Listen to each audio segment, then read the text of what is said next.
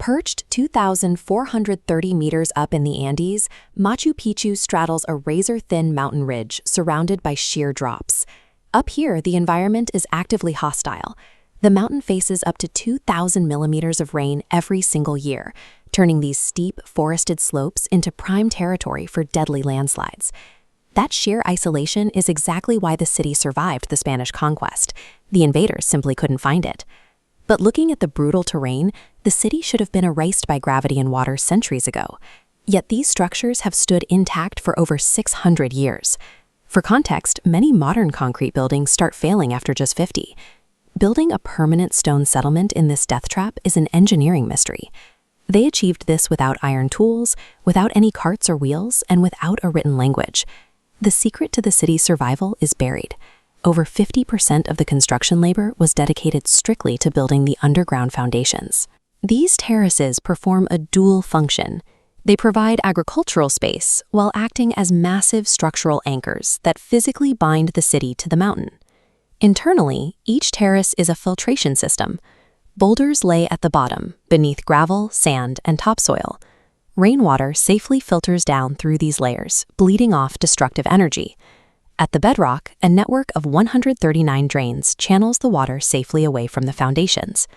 Because of this massive underground effort, the city remains stable even during the most severe Andean rainy seasons. Above ground, the builders faced another structural threat. The Andes sit on highly active fault lines, making towering stone architecture incredibly risky. To solve this, they used ashlar masonry. These massive, irregular granite blocks were carved to interlock with impossible precision, without any mortar. Masons spread fine sand over the bottom stone, lowering the next block on top. The sand's impressions showed exactly where to chisel. During an earthquake, this mortarless geometry allows the blocks to shift, slide, and settle perfectly back into their original positions. They angled the walls and doorways inward, creating a trapezoidal shape that forces the structure's weight to lean into its own center of gravity. By favoring flexibility over rigid bonds, the Inca created earthquake-proof structures that outlast even the most advanced modern construction. Keeping the city standing was only half the equation. Sustaining a massive human population on a dry, isolated mountaintop meant they needed a reliable supply of fresh drinking water.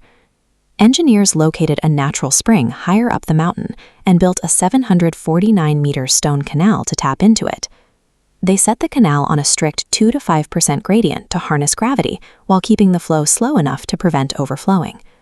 That canal fed directly into 16 cascading fountains.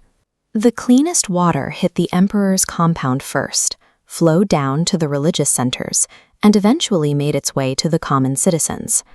Carving those canals and moving the granite required thousands of hands. The empire managed this through the mita, a mandatory labor tax where citizens from conquered territories were drafted to perform temporary work for the state. Coordinating these massive labor forces across vast distances was handled without a written alphabet. Administrators used the quipu, a complex series of knotted strings, to record census data and manage construction schedules. The city stands as a triumph of centralized logistical management as much as it does a feat of stone. The location of that bureaucracy was carefully chosen. In the Andean worldview, the towering peaks and rushing rivers surrounding the city were worshipped as living, protective entities. The architecture physically integrates with those spiritual beliefs. Monuments like the carved Intihuatana stone were designed to align with the sun during the solstices, creating a physical calendar for agricultural cycles. For decades, historians relied on Spanish colonial texts to date the city's construction. These accounts suggested Emperor Pachacuti ordered the city built around 1450. But recent archaeological digs uncovered organic materials, ancient ropes, and discarded corn buried beneath the city floors. In 2020, researchers applied carbon-14 dating to those samples. The results showed that Machu Picchu was actively being built as early as 1420, 3 full decades before the written accounts claimed. This data suggests the Inca Empire was older and more scientifically advanced than history books ever acknowledged, and their resilient city remains the ultimate proof of that legacy.